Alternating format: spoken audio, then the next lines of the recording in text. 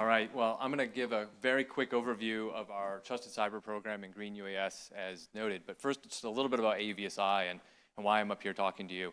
So AUVSI, the Association for Uncrewed Vehicle Systems International, is a bit of a mouthful, but we are an advocacy group that works on behalf of autonomous systems to enable the integration in both commercial and defense, so autonomous systems in the air, in the ground, and in the water. So our primary focus and our primary mission is in lobbying, advocacy, at the local level, the state level, the federal level, and the international level. But our broader mission, again, is on that integration piece. And as we were surveying our board and working with some of our members through our strategic planning process, we identified a key challenge to the integration in the trust in the system, both from the regulator and the customer in the cybersecurity.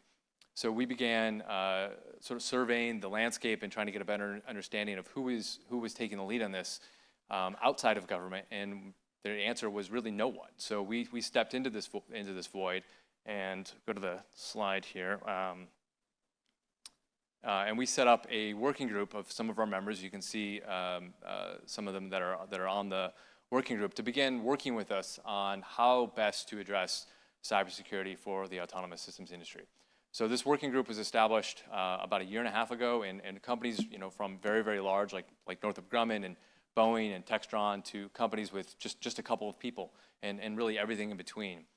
And what we also did is we invited the federal government in to take part in the process with us, so that we weren't developing our work in a vacuum. So we had a number of folks from Jeffrey's team at the FAA and other divisions of the FAA at the table with us, the Department of Defense, Department of Homeland Security, and a number of other agencies as well. So it's been a very collaborative process, and we're very proud of the work that we did, and recognizing that AUVSI as an advocacy organization is not really the best suited to understand all the intricacies of cybersecurity. We partnered with Fortress Information Security and Dark Wolf Solutions, two cybersecurity firms that are vetted contractors for the Department of Defense, to work with us to ensure that we got this right. So essentially what we built was a framework of standards for autonomous systems, again, in the air, ground, and water, that looks at corporate cyber hygiene. So that was important, particularly for a lot of utility companies and a lot of enterprise users of autonomous systems. They wanted to ensure that any company they were partnering with had their corporate cyber hygiene done correctly, because they were going to be connecting into their systems. So that was direct feedback from companies like Florida Power and Light and California Edison and others. But then we got into more of the device itself, so the product and device security. So every system that we review, we tear it apart. We get a full system. Our team breaks it down component by component and is reviewing it and doing vulnerability tests on the components themselves and on the overall system. We're also looking at supply chain integrity. That is a huge issue, both for the federal government, but increasingly at the state and local level as well, where you have bans on the use of drones that are made in China, or drones that have key components manufactured in China.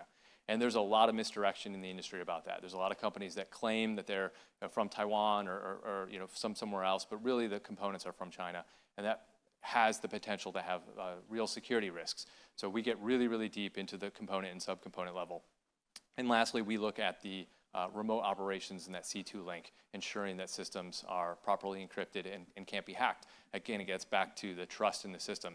If something is operating autonomously, the operator needs to know that that system is where they think it is, and that there's integrity in that data link, and that data is not being taken and sent somewhere else without the operator's knowledge. So in particular, our first product as mentioned, is Green UAS, and that was born out of the challenge of Blue UAS. I'm sure many of you heard of this. This is a Department of Defense, and specifically Defense Innovation Unit product to rapidly vet small UAS for their cybersecurity and supply chain integrity. The challenge with this, it was mandated by Congress back in 2019 in the 2020 National Defense Authorization Act, but was never really properly funded. So only a few companies were actually able to get into the Blue UAS vetting process, and a number of companies were left out into the cold. And what happened was that because Blue UAS was the only standard out there at the time, a lot of federal agencies adopted Blue UAS, a lot of state and local companies or agencies adopted Blue UAS for their acquisition. So that really limited the number of companies that actually were able to fly for certain governments and for certain types of missions. So understanding that problem set, we launched Green UAS. And we worked very closely with Blue UAS on the launch of Green UAS. So DIU was at the table with us as we were building this program. And it is a commercial cybersecurity verification program for drones. We are rapidly scaling this program, and we anticipate that in the very near future, this will build significantly beyond drones. And we are working with a couple of ground companies right now, and I think 4 or 5 different maritime companies to have their products going through our Trusted Cyber program, which is a little bit different than Green UAS in terms of the frameworks. So DIU put out a press release endorsing our Green UAS, again, sort of just showing the integrity of what we built and the fact that the Department of Defense was at the table with us throughout this process. This just goes over very quickly sort of the differences between the various types of programs and what Green UAS offers, what Blue UAS offers, and what the broader Trusted Cyber program offers. And then this offers just a very high-level overview. Happy to get into more detail with anybody. I'll be here all day and out at Grand Farm later.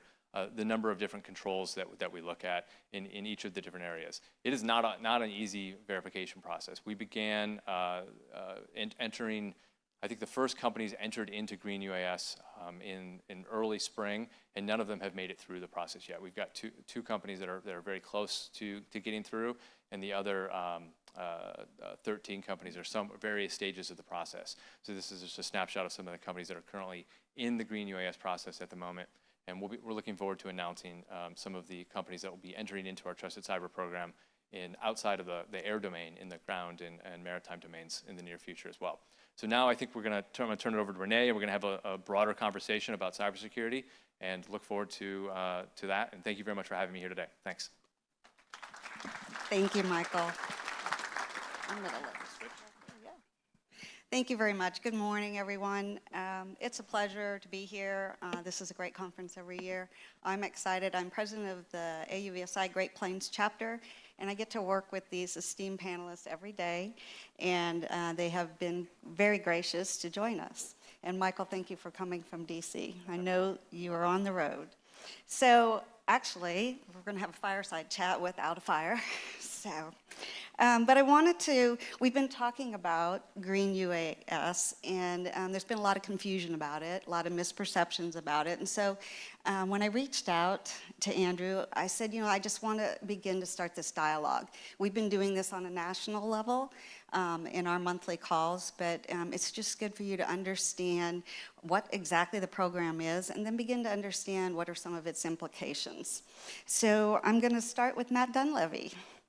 As an operator and owner of 2 companies that utilizes drones, conduct your business, what do you see as maybe pros and cons to obtaining a UAS green certificate? Well, I would say right off the bat, thank you very much for having me here. Excellent presentation by Mr. Robbins. And the fundamental thing that we should take away from this, at least in my opinion, right off the bat, is that green is good. And I mean, we're no strangers here. UND green, we've got SU green. Let that be one of the lessons here, is that green at the end of the day is good. And blue, the blue list is also good. But as far as pros and cons, cons, we've got the usual suspects, right? So you've got time, you've got money, and then you've got effort, or the human capital side. And then further than that, I would think it would be the precedent that it sets. So in terms of the time, it takes time to go through the Green UAS certification process. It takes money. I've heard on the order of magnitude of like $100,000 per autopilot, which to me actually isn't that big of a barrier to entry, because in my opinion, again, the ones in this still nascent industry that are truly making money hand over fist are those DJIs, are those manufacturers, and they're the ones that, in my opinion, should be ponying up, and that at the end of the day, it's going to be good for them. And then in terms of the precedent, I would hope that we don't go too much further than green on the cons side. And you'll see this in the Mississippi legislature.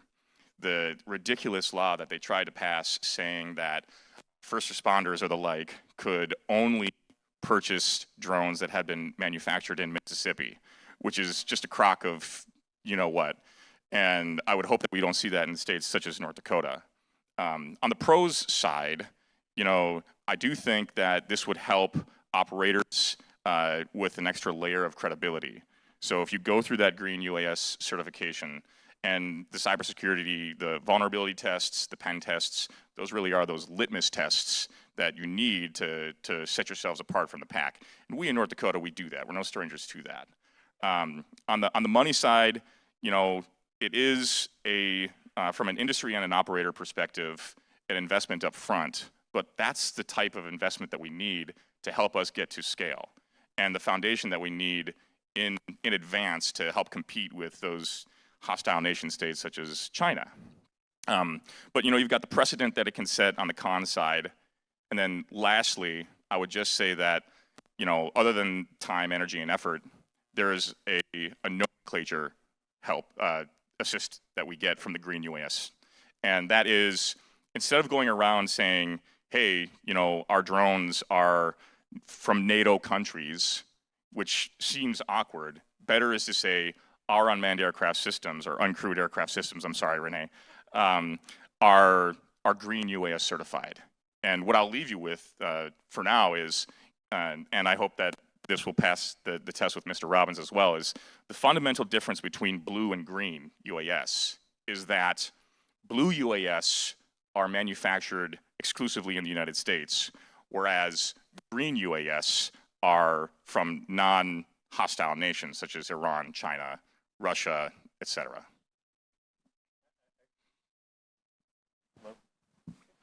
So actually, that just to correct that, so Blue US has drones that are from outside the US as well. Parrot is a French company, and they've gone through the DIUs. And Green UAS is open to any company that can pass the AUVSI, since we're a private entity's litmus test. So DGI, for example, is not eligible. Our board has set certain parameters on who can and cannot be members of AUVSI, and who can and cannot partake in our trade show and take part in our certification programs. And DGI specifically, because they are on the Department of Commerce's entity list for repression of the Uyghur people, is not eligible. So we do have certain litmus tests that companies have to go through in order to enter into the process. Thank you. So Paul, similar question. How does the certificate program affect academia world? You know, how does it affect when it comes to your research, your education, and the training of the UAS pilots? I think the first thing, it's impressive to look at the list of industry that's been involved in this, and whatever industry is doing, education needs to take note of that, and that should be what we're educating you on, and being a part of what is changing, what's happening, so that we're continuously learning, continuously using the things that are going on. So when you see this green, that provides us this template, provides us this stepping stone, a baseline where we can start to use that to help to educate our students. And so back in 2018, our program, we have about 250 UAS operations students right now, and we started have introduction to cybersecurity course. And so we've started that already. I mean, we have flying laptops going on, right? We're going to have to do some kind of cybersecurity here, so we've included that in our curriculum. And then about through the Center of Excellence, through Assure, the FAA, we started doing some cybersecurity research and literature reviews, kind of looking at where the risks are. And there's so many factors as far as training goes, because you have to think not only, we started looking at it and started looking at phases of flight, because every phase of flight, everything from before you ever take off to when you're climbing out to when you're in your mission, doing whatever kind of mission you're doing, and when you're coming down to land, there's these different stages and different aircraft and different size vehicles, whatever autonomous vehicle it is. You have to think about whether a small vehicle versus a medium versus a large, and your problems are going to change. I mean, for example, even the physical location. If I have a large Global Hawk, or I have some large aircraft that's an autonomous vehicle, my physical location, how do I ensure that's not tampered with, has to be, involved. When with a small UAS, I'm thinking more about my communications, right? I'm thinking about I'm broadcasting, I'm receiving, I'm close to the ground. Or with a large aircraft, I might have more secure network, more encryption that's going on, and I have some safety there. And so every phase of flight, we have to think about that. So providing us this baseline, so now with our students we can start training about software and firmware updates and thinking about how that helps us, but how that's an opportunity for weakness as well, right? thinking about the supply chain integrity and how do we ensure that this stuff is not tampered with. And so these guidelines, I see those 4 areas that you had in the green. That's great for education because now we can start to build on that and education can start to train what industry is doing. So big deal. Thank you. Mark, this is interesting. As we watch the UAS industry grow exponentially, we all see various groups of responders, state departments, transportation, local law enforcement, the list goes on, enterprise users, energy, utility companies, telecom, manufacturing, a lot of ag, and mapping and surveying. So I'm just naming a few because there's more and more every day. But when we look at that, most of them are buying off-the-shelf drones. So how does this program support the cybersecurity and the national defense growing concerns that we hear about every day? Yeah, great question. Thanks, Renee. Michael, nice to be on a panel with you after a snafu last year. I apologize about that. So obviously critically important here, and I don't want to be the the paranoid one in the room, and there's a bad somebody evil behind every corner. But certainly we have seen examples of how lapses or failures in cybersecurity can result in terrible outcomes. And so we at UND and throughout our ecosystem, right, with all our partners, have been working with customers who want or require Blue UAS, or we can maybe sometimes get some kind of waiver on that, depending on what we need to do for them. You can probably guess what some of these customers look like, right? And so we have that need right now, right? And these are defense type people, but it goes beyond that. And by the way, it's quite challenging. Try to go out there and get a Blue UAS, right, and try to get it at price points, right? There's all those challenges. That we have a supply issue there. One is maybe just fundamental competition, not enough in the programs yet, right? And so there's cost, right? But there's supply chain issues, as everybody's seen it, and it's not always just COVID related. So big challenge is trying to get companies through these types of programs. So this kind of innovation, I think, is fundamentally important from that standpoint. However, it's broader than just defense, right? I'm a commercial operator and I'm doing this cool stuff, but by the way, I'm operating really close to some kind of critical infrastructure. Well, you can imagine that there may be interests that would say, we probably have to have you at a certain level of assurance here, so that bad players can't do bad things with your systems. So I think it's critically important. I think the demand is already there. We're feeling that a lot. We're doing a lot. We're jumping through a lot of hoops to get the job done for our customers, and and Paul and Aaron have been feeling this pain as well as we work through this for some of our customers. Thank you, Mark. Aaron, with your leadership role at the Northern Plains Test Site and your involvement in building out the first North Dakota BVLOS network, how do you see this program in supporting your initiatives? Do you see any pros, cons, implications as you're working with all kinds of operators across the world? Yeah, there we go. So with the work the Northern Plains UAS Test Site does, and we're coming up on 10 years of the test site program, we have the small task of integrating drones into national airspace. Should be done by now, right? But that would be true if it was just actually the technology and just the equipment. And that's probably what I think this program really addresses, is it does at least address the equipment side. But that's only a small piece of the puzzle when you're talking about security, and in particular national security. We heard last night when we were talking at dinner a little bit, with the speaker reception, of that food security is national security as well. And all the various elements of cybersecurity, national security, food security, the equipment is one piece of the puzzle.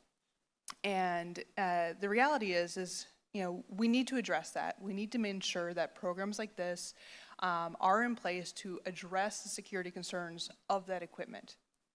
But that said, let's also acknowledge that there are security measures in place for some of our security-sensitive locations and infrastructure.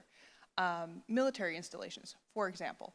there already are programs in place that require, if you do want to legally operate on those installations, to either utilize a Blue UAS or go through a waiver process, which, if anyone's in this room, loves the waiver process. But in this case, it's a military COTS waiver, a commercial off-the-shelf, a waiver process where you go through a very rigorous process, no different probably than, you know, with the experience of going through a green process, but where it's not just the drone on where it's from, but the componentry and the country of origin for each individual, you know, widget on that equipment.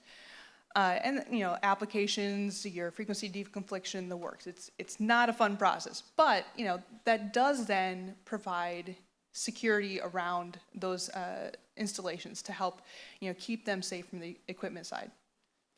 But the reality is, if I am a nefarious or a bad actor, you know, not going to put super paranoid up here, but let's be honest, I'm not going to do the paperwork.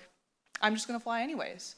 So now you have the challenge of, great, we have these programs around the equipment, but we still have to figure out how to ensure that we have, you know, security measures in place that really do protect against those that have nefarious intent. And that will always be the challenge, right? That's a challenge of integrating drones to the NAS, whether that is at military installations, is at security-sensitive locations, and will be a challenge as we move forward in the next set of regulations. These programs do a great deal of effort in moving that needle forward, but it's not going to be the only solution that we need to implement. Thank you, Aaron. So, Michael, you have a room full of industry experts. You're sitting with some esteemed panelists. In regarding uncrewed and autonomous systems, how do we help the UAS Green Certificate Program mature and be adopted by operators and companies alike? Sure, yeah, I appreciate it. Well, anybody who's interested in learning more, you know, like I said, I'll be here today. I'll be at the farm this afternoon. Please come talk to me. Happy to, you know, walk you through how you might consider entering the program and what the value proposition there might be. Yesterday, back in DC, before I flew out here, the Deputy Secretary of Defense Kathleen Hicks gave a speech at another conference announcing the Replicator Program, something that's been in the works at DoD for a long time. And this is, at a high level, this is a plan by the Department of Defense to acquire a significant number of autonomous systems over the next 18 to 24 months and putting them largely in the Indo-PACOM region. This is something that is frankly long overdue, and something that from AUVSI we strongly support. For commercial off-the-shelf technology, this is going to be a boon to industry.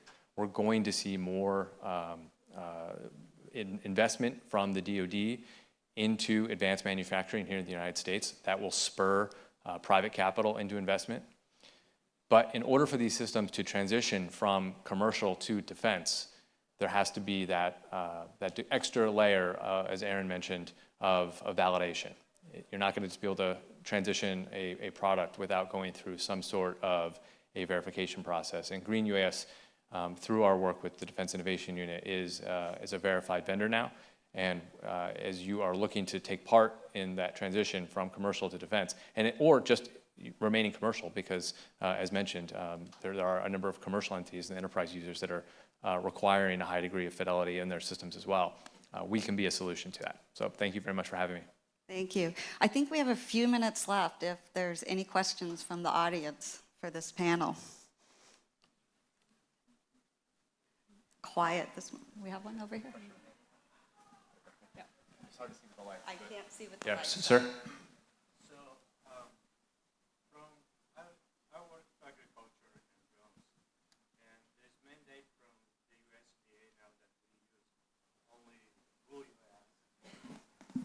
The mandate, whoa. The mandate from the USDA that we can use only Blue UAS. How do you see, or will be able to see a transition from the Blue UAS requirements to the green? What efforts they have to happen kind of behind the scenes to change those rules or regulations? Yeah. That is a policy. That's not a regulation. So we are working with USDA and other agencies as well, including DHS and others, to edit their policy to apply to both blue and green, given that green meets, at the very least, the same standard as blue, in some cases a higher standard, just given that blue is now a few years old and green is constantly evolving. So I'm confident we will be able to make that change. The challenge that we're having right now, to be frank, is green is a standard at the moment. There are not certified platforms. There's 15 companies going through the certification process. So USDA sort of wants to see the platforms coming through out the other side before they start moving them over to the approved list. So as I mentioned, we have 2 drones that are almost done. I imagine in the month of September we'll be putting out announcements on those first 2 companies. At that point, I think we'll start making progress with USDA and other agencies as well. The ultimate goal is to get these drones on sam.gov, on the GSA approved list. Great, thank you. Any other questions?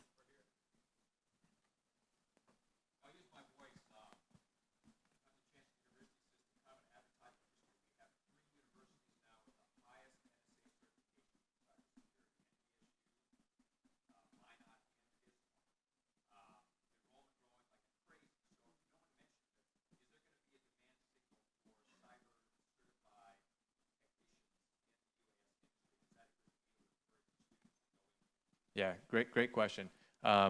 Absolutely. There's no doubt that this problem set is constantly evolving. It is only going to get more challenging, and the demands both from government and customers are only going to increase. So yes, absolutely. I think one of the challenges that we have addressed so far, but our program's still relatively new, is scaling the program and being able to. We have 15 drones currently, actually 15 companies. I think it's about 20 drones. Because some of the companies have multiple drones going through the process. That is probably the amount we could handle at this moment, just given the amount of resources that we have. So as the program scales, we're going to need to bring on more contractors, more people, more of your students, sir. Absolutely. No.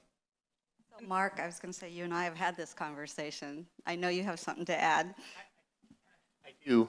Oh, there I am. Okay, so, and I'm sorry, I'm stealing Paul's stuff, really. This is like cybersecurity assurance, right? So you have to have people that know better than to download some really cool-looking update for your autonomous system off this fishy-looking website, right? So there's all these things that the operators or the technicians or the engineers are going to have to be able to do to maintain that green level or blue level. Not static. Well, I'll just add a different perspective on that too. Of the initiative that Vantis is achieving for the state of North Dakota is aircraft agnostic, but approaches the same security concerns on the UAS service provider aspect. The challenges that we're facing with Vantis, as we're talking about, connecting the ground infrastructure to the drone itself on the C2 side as well as the surveillance side, those are very sensitive information that we need to protect and keep to the highest levels of security. And so also, yes, a second in the demand that we do need people coming into these fields, because we will be implementing them in all aspects of the UAS industry. Thank you, Aaron. Thank you for having us today. Thanks the panel, and Michael, thanks for coming to North Dakota. I'll be back next month. Great.